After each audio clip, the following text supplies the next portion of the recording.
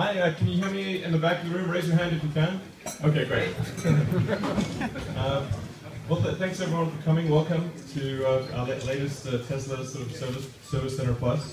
We're out in the field here, but we made it nice and roomy, so there's plenty of room to service cars and stock spare parts and that kind of thing. So I'm pretty excited to be here in Germany. I've been to Germany many times, and to be here and to make some announcements that I think you'll be pretty happy to hear. We're going to make a big investment in Germany. In fact, right now, Germany is our top focus in the world. So, yeah.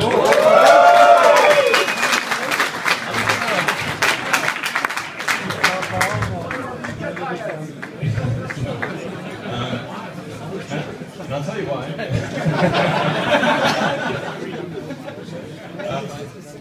Okay, sure. Both.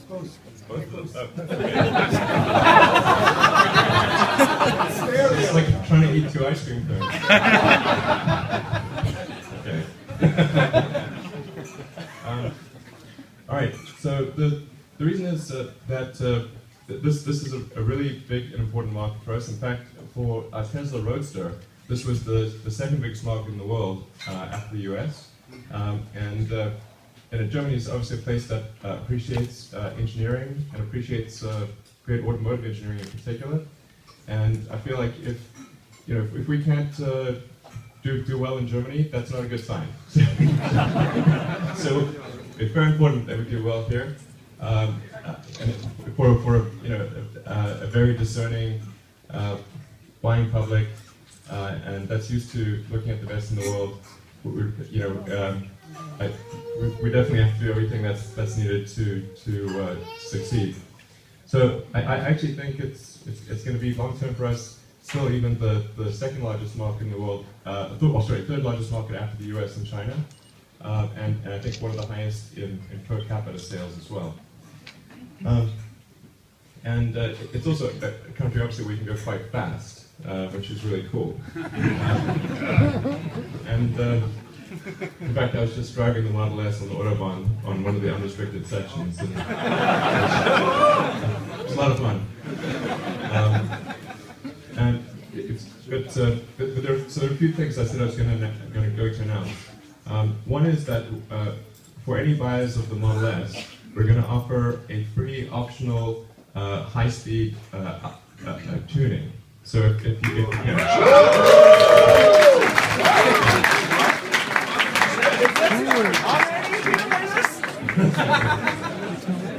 So whether you bought the car already or will buy the car in the future, if you're someone who likes to ride at the sort of top speed on the Autobahn, then we will tune the car. We'll do a custom tune of the car to make it feel really great at top speed.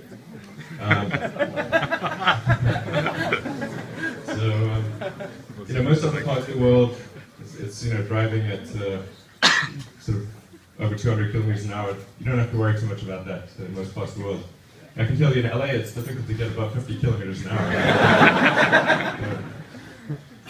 But here it's important, so we want to make sure we take care of that.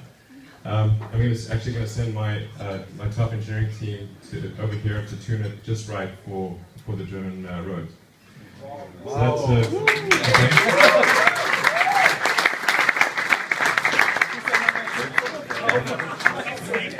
And then, as I said, this will apply to new cars purchased in the future and will be done for free as a retrofit to existing cars.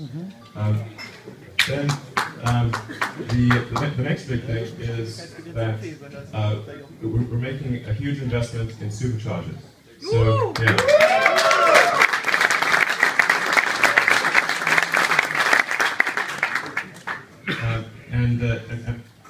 I've asked my team to accelerate the supercharger deployment as much as possible. So Germany is actually going to have the second highest number of superchargers anywhere outside of the US. And in fact, more superchargers per capita than the US.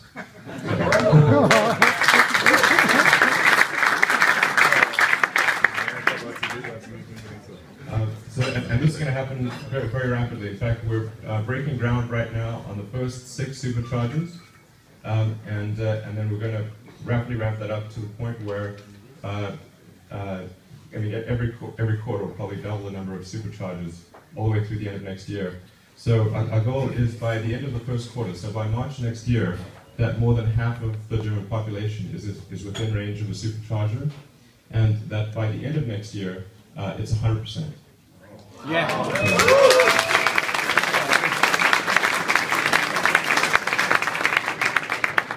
How many is that? I'm not sure of the exact number. It's probably on the order of 40 to 50. That much? Yeah, something like that. Yeah. Very good. We want the superchargers not just to be the max distance, but to be maybe around 200 kilometer spacing, something like that. So it's convenient. You don't always have to stop at the same place. So well, if you go fast, you will need. Yes. This is indeed part of the reason. Is that if you go really fast, you need the superchargers a bit more often.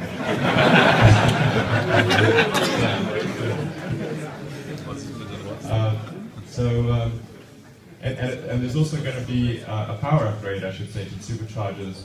So they'll be at the 135 kilowatt level versus 120 kilowatts in the US.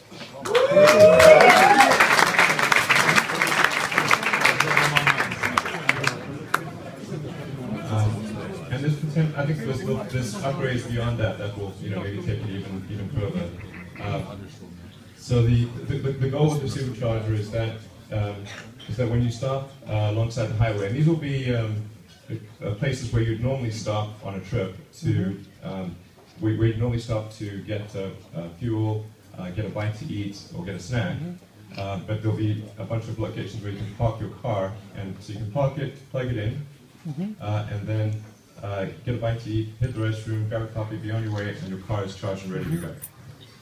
So you can be in and out in 20, 25 minutes, type of thing.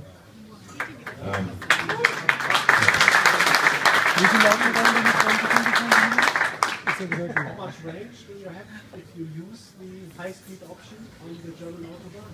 Oh, well, it depends on how fast you go. Yeah, in terms of the range. I saw the chart like... Yeah.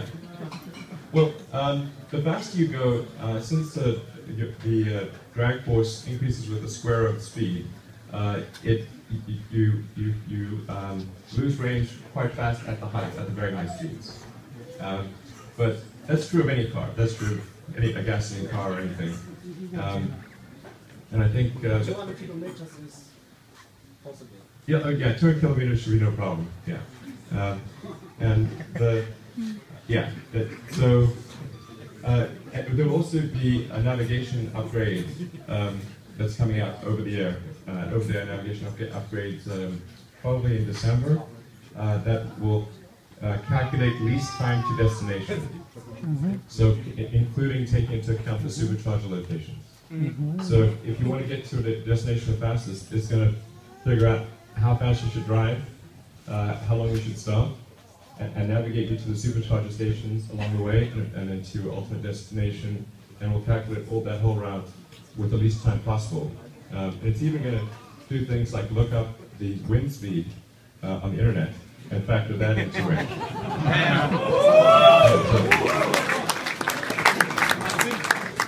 So it'll take into account elevation, wind speed, and the weight of the car and that kind of thing. So it should be very accurate.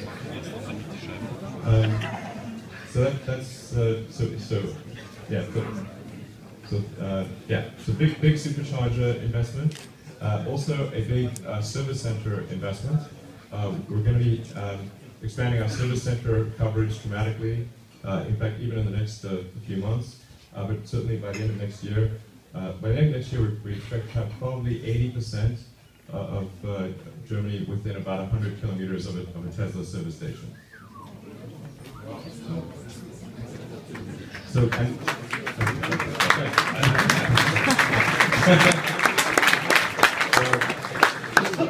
it'll be it's a big investment, and we're going to be hiring a lot of people. And if there's if you know anyone you think would be great to add to the Tesla team, please ask them to submit their information.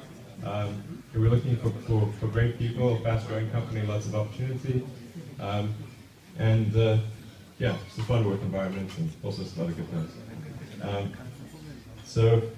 Those are the three main things that I wanted to announce. And there'll be kind of a press release with more detail that goes out on, I think, Thursday morning, with spelling out where some of the official locations will be and that kind of thing, and giving maps.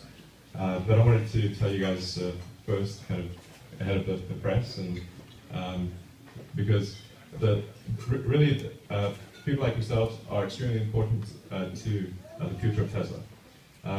We don't have the budget to spend money on advertising, so the only way that we're able to grow is by good word of mouth.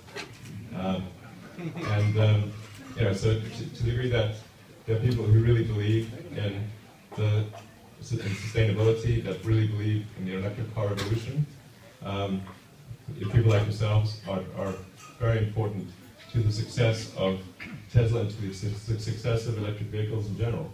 Because as you know, there are many people out there who don't believe electric cars. They think nothing is going to happen.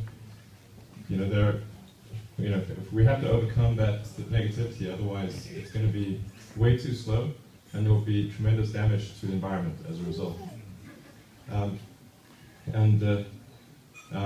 So word of mouth is super important. It's vital, we need you to be able to go out there and talk to people that you know and say, hey, yeah, this electric cars, they're ready. It's time to make it happen. And then if the big car companies see that our sales are good, and that we are actually, hey, maybe we're taking a little bit of market share. I mean, we're a tiny company, so drop in the bucket. But if they see, oh look, people are buying these cars, then they will have no choice but to conclude that electric cars are the right way to go, and then that will accelerate the transition to sustainable transport. So every time,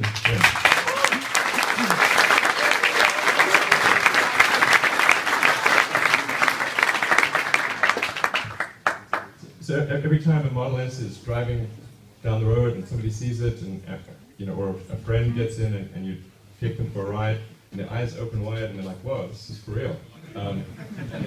It's not like I read in the papers, So your customers are the best salesmen. Exactly, exactly. And it's a very important thing for the world. So there are lots of naysayers out there, and lots of people who say, oh, electric cars are never going to happen, we should just be resigned to burning hydrocarbons forever. Well, not forever, until they run out, of course. And then, and then they'll say certain technologies like fuel cell, and it's like, oh god, fuel cell is so bullshit. I mean,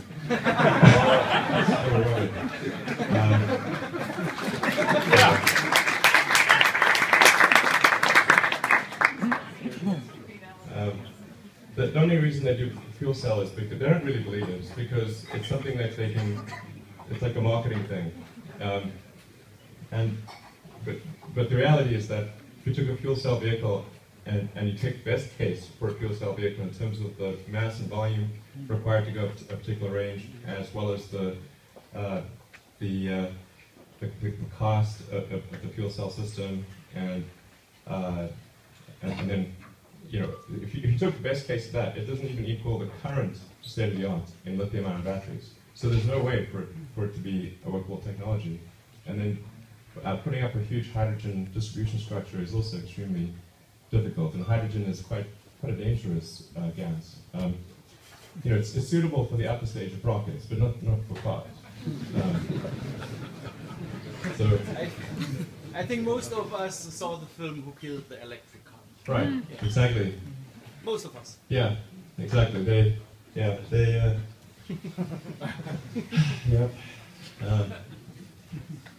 Do you see Revenge of the Electric Car? I have my vision too. Okay, great.